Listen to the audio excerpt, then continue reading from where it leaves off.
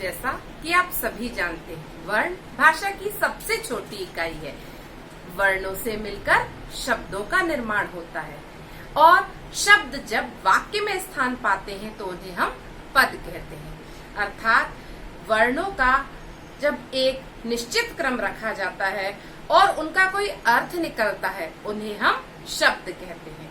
शब्दों को 4 आधारों पर बांटा गया है। कौन कौन से आधार हैं? रचना के आधार पर, प्रयोग के आधार पर, उत्पत्ति के आधार पर अर्थात रचना के आधार पर, प्रयोग के आधार पर, बनावट के आधार पर और अर्थ के आधार पर। तो आज हम उत्पत्ति या स्रोत के आधार पर शब्दों के गठन को समझेंगे कि उत्पत्ति के आधार पर शब्दों को कितने भागों में विभाजित किया गया है। हर भेद के अपने अलग अलग अंश हैं। जैसे उत्पत्ति के आधार पर शब्दों का विभाजन अलग है, अर्थ के आधार पर अलग है और प्रयोग के आधार पर अलग है और रचना या बनावट के आधार पर शब्दों को अलग अलग वर्गीकरण दिया गया है। तो आज हम सबसे पहले उत्पत्ति के आधार पर शब्दों को कितने भागों में बांटा गया है यह समझेंगे। उत्पत्ति के आधार पर शब्दों को 4 भागों में विभक्त किया गया है। पहला है तत्सम शब्द, दूसरे हैं तद्भव शब्द, तीसरे हैं देशज शब्द और चौथे हैं विदेशी शब्द। अब हम सबसे पहले समझते हैं कि आखिर तत्सम शब्द हैं क्या। तो तत्सम शब्द वे शब्द हैं जो संस्कृत भाषा से ज्यों के त्यों हमारी हिंदी भाषा में ग्रहण किए गए हैं। अब ज्यों के त्यों से क्या तात्पर्य है?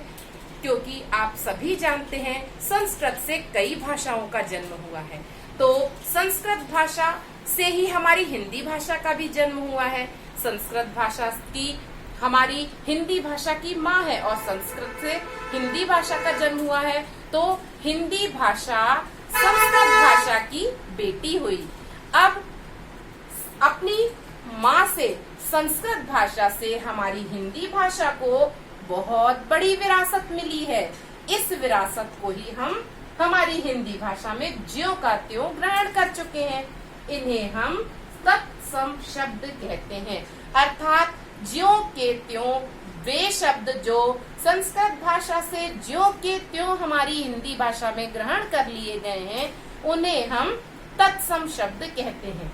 जैसे अग्नि, कूप, काष्ठ, चंद्र, सूर्य, कपि, उच्च, ईर्ष्या, कंपन, काव्य, कोश, गंध, गमन, अक्षत आदि। अक्षत अर्थात चावल को हम अक्षत बोलते हैं। तो इस प्रकार से ये शब्द सारे शब्द संस्कृत भाषा के हैं और हमने हमारी हिंदी भाषा में ज्यों के त्यों ग्रहण कर लिए हैं। अब हम दूसरे शब्द समझते हैं, तद्भव शब्द। तद्भव का अर्थ है वे शब्द जो संस्कृत भाषा से उसका मूल रूप परिवर्तित होकर हमारी हिंदी भाषा में ग्रहण कर लिए गए हैं। अर्थात वे शब्द जो संस्कृत भाषा के मूल रूप में परिवर्तन के साथ हमारी हिंदी भाषा में ग्रहण कर लिए गए हैं, उन्हें हम तद्भव शब्द कहते हैं। अब तद्भव शब्द कौन से शब्द हुए? अग्नि तत्सम शब्द है, इसका तद्भव क्या हो गया? बदलाव के साथ आग हो गया।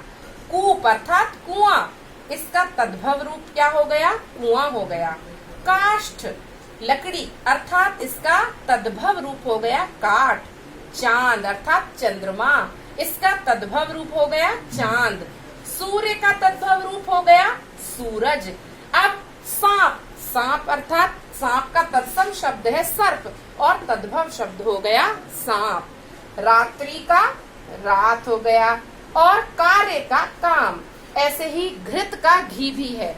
तो बहुत सारे ऐसे शब्द हैं, हम सारे शब्दों को तो यहाँ पर आपके सामने बता नहीं सकते, तो हमने कुछ ही शब्द आपके सामने यहाँ पर दिखाए हैं कि इतने शब्द हैं और इनके अलावा अनेक शब्द हैं जो कि संस्कृत भाषा से उनके मूल रूप में कुछ परिवर्तन के साथ हमने हिंदी भाषा में ग्रहण किए हैं। तो अब तद्भव शब्द की क्या परिभाषा हुई? वे शब्द जो हिंदी भाषा में संस्कृत भाषा के मूल रूप में कुछ परिवर्तन के साथ ग्रहण किए गए हैं, उन्हें हम तद्भव शब्द कहते हैं। अब हम उत्पत्ति के आधार पर चौथे भेद को समझते हैं। तो तीसरा भेद क्या है? देशज शब्द। चौथा है विदेशी शब्द, तो तीसरा भेद है देशज। देशज अर्थात देश में जन्मा, देश में जा अर्थात जन्मा। वे शब्द जो हमारे देश की ही भाषा, उपभाषा और बोलियों से हमारी हिंदी भाषा में ग्रहण कर लिए गए हैं, हमारे देश की विभिन्न भाषाओं, बोलियों और उपभाषाओं से लिए गए हैं, में के ही वे शब्द हैं जो देशज शब्द कहलाते हैं, जो हमारे ही यहाँ जिनकी उत्पत्ति हुई है। जैसे लोटा, थाली, कटोरा, चप्पल, पेड़, जूता, डोर, पैर आदि। अर्थात लोटा, थाली, कटोरा, हमें अभी तक मालूम नहीं था कि ये सारे शब्द हमारी भारतीय उपभाषाओं एवं भाषाओं या बोलियों से ग्रहण किए गए हैं। तो इन भाषाओं के भी शब्दों को हमने हमारी हिंदी भाषा में स्थान दे दिया है, उपबोलियों के शब्दों को, इन्हें हम देशज शब्द कहते हैं। अब हम चौथे प्रकार पर आते हैं। स्रोत या उत्पत्ति के आधार पर जो चौथा भेद है, विदेशी शब्द। आखिर विदेश शब्द से आप स्वयं परिचित हैं। विदेश अर्थात बाहर का। हम बोलते हैं विदेशी वस्त्र है ये, या कोई विदेश गया है, तो विदेश अर्थात भारत से बाहर का व्यक्ति। तो विदेश जाना है, मुझे विदेश जाना है अर्थात भारत नहीं, भारत हमारा देश है, भारत से बाहर के जो भी देश है वो विदेश। तो उसी प्रकार से विदेश की भाषाएं भी भिन्न भिन्न हैं, अलग अलग भाषाएं हैं। जैसे विदेश में अंग्रेजी, उर्दू, फारसी, ये सारी विदेशी भाषाएं हैं। तो जब हमारी भाषा के संपर्क में इन भाषाओं के शब्द आए तो हमने उन्हें भी हमारी हिंदी भाषा में स्थान प्रदान कर दिया। वे शब्द क्या कहलाते हैं? विदेशी शब्द। अब बहुत सारी अनेक भाषाएं हैं, जैसे अभी मैं कुछ भाषाओं के बारे में आपको जानकारी देती हूँ। सबसे पहले हम देखते हैं विदेशी शब्दों में अरबी भाषा। अरबी भाषा के कौन कौन से शब्द हैं? अभी तक आपको यह सोचा भी नहीं होगा आपने कि आखिर ये शब्द अरबी भाषा से आए हैं। जैसे किताब, कुर्सी, तारीख, जुर्माना, मरीज, रिश्वत आदि, ये सारे शब्द अरबी भाषा से ग्रहण किए गए हैं। तो अभी हमने देखा कि ये भी अरबी भाषा विदेशी भाषा है, तो ये अरबी भाषा के शब्द हुए। इसके बाद फारसी भाषा के शब्द। हमें लगेगा कि अरे ये तो सारी मिलती जुलती भाषाएं, लेकिन नहीं, यह फारसी भाषा के शब्द कुछ अलग हैं जो हमने फारसी से ग्रहण किए हैं। जैसे आदमी, गुब्बारा, जमीन, नमक। नमक शब्द जो कि हम प्रतिदिन अपनी बोलचाल की भाषा में प्रयोग में लाते हैं कि नमक, तो हमें नहीं मालूम था कि ये हमारी हिंदी भाषा का शब्द नहीं है, बल्कि ये फारसी भाषा का शब्द है। फौज आदि, ये सारे शब्द किस भाषा के हैं? फारसी भाषा के। तो अभी हमने समझे अरबी भाषा के शब्द और फारसी भाषा के शब्द। अब हम देखते हैं पुर्तगाली भाषा के शब्द। पुर्तगाली भाषा के शब्द कौन कौन से हैं? कमरा, गोदाम, तौलिया, साबुन आदि। इस प्रकार से विभिन्न शब्द हैं। हम सारे शब्दों का वर्णन यहाँ नहीं कर सकते, लेकिन कुछ शब्दों से हम उस भाषा के बारे में अवश्य जान सकते हैं। जैसे कमरा, गोदाम, तौलिया, साबुन आदि, ये सारे शब्द किस भाषा के हैं? पुर्तगाली भाषा के, अर्थात ये पुर्तगाली भाषा से हमने लिए हैं। तो यह भी विदेशी शब्द हुए। अब हम देखते हैं अंग्रेजी भाषा के शब्द। अंग्रेजी भाषा, जब अंग्रेजों का यहाँ पर हमारे देश पर शासन था, तो जो शब्द हमने उनकी भाषा से ग्रहण कर लिए।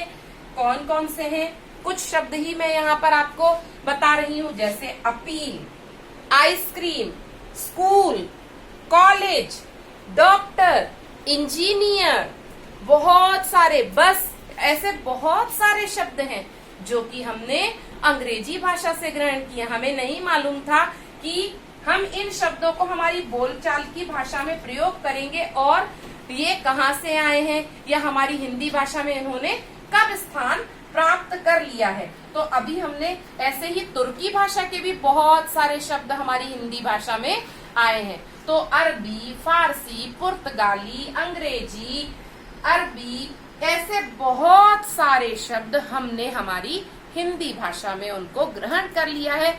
वे शब्द कौन से शब्द कहलाते हैं? विदेशी शब्द। तो हमने अभी कितने उत्पत्ति के आधार पर कौन कौन से शब्दों के प्रकारों को समझा, कौन कौन से भेद जाने? पहले तत्सम शब्द, दूसरे तद्भव शब्द, तीसरे देशज शब्द, चौथे विदेशी शब्द। तत्सम अर्थात ज्यों के त्यों संस्कृत के ही शब्द, तद्भव अर्थात संस्कृत के मूल रूप में परिवर्तन के साथ हिंदी भाषा में आए हुए शब्द, देशज शब्द जो कि हमारी हिंदी की भाषा, उपभाषा, भारत की उपभाषा, भाषा, हिंदी भाषा की और बोलियों आदि से ग्रहण किए हुए शब्द, और विदेशी शब्द अर्थात हमारे देश से बाहर की, विदेश की भाषाओं से आए हुए शब्द। तो अब मैं आशा करती हूँ कि आपने शब्दों के उत्पत्ति के आधार पर शब्दों के विभाजन को ठीक ढंग से समझा होगा। यदि आपको आज मेरा वीडियो पसंद आए तो आप लाइक, शेयर और सब्सक्राइब करना ना भूलें। इस प्रकार यदि आपने इन शब्दों के विभाजन को ठीक ढंग से समझा है तो अब मैं आशा करती हूँ कि आप हमारे दैनिक दिनचर्या में प्रयोग में आने वाले शब्दों पर विशेष ध्यान देंगे और यह अवश्य जानने का प्रयास करेंगे कि हमने जिन शब्दों का प्रयोग किया है आखिर वह किस भाषा के हैं, विदेशी हैं, तत्सम हैं, तद्भव हैं, देशज हैं या विदेशी हैं। अर्थात तद्भव शब्द, देशज शब्द, विदेशी शब्द और तत्सम शब्द हम किस भाषा के शब्द का या किन शब्दों का प्रयोग हमारी भाषा में कर रहे हैं, जो कि हमें मालूम नहीं था अभी तक, लेकिन आज हमें ज्ञात हुआ कि शब्द भी इतने आधार पर होते हैं, कहाँ कहाँ से शब्द आए हैं। और यदि आप इन शब्दों के बारे में जानें और यदि आपको उचित लगता है तो कमेंट सेक्शन में आप उन शब्दों के बारे में मुझे अपनी राय या अपना प्रश्न अवश्य पूछ सकते हैं कि ये शब्द किस भाषा के हैं और किस भाषा से आए हैं। तो हम इन शब्दों का भी हमारे दैनिक बोलचाल की भाषा में बहुत प्रयोग करते हैं और सामान्यतः हमने यह देखा है कुछ शब्द ऐसे हैं जो कि हमें मालूम नहीं है कि वो किस भाषा के हैं, लेकिन हम उनको हिंदी भाषा में प्रयोग करते करते वो हमारी भाषा का ही अंग बन गए हैं और हम उनको साधारणतः प्रयोग में ले आते हैं। जैसे अंग्रेजी के बहुत सारे शब्द हैं जो हम समझते हैं कि वो हमारी हिंदी भाषा के ही शब्द हैं, जबकि उन्हें हमने लिया है अंग्रेजी भाषा से और हमारी हिंदी भाषा में हमने उनको ग्रहण कर लिया है। तो इस प्रकार अब मैं यह उम्मीद और आशा करती हूँ कि आपको आज उत्पत्ति के आधार पर शब्दों का विभाजन पूर्णतः समझ में आ गया होगा और आप इसको पुनः दोहराकर अपने ज्ञान की वृद्धि अवश्य कर सकते हैं।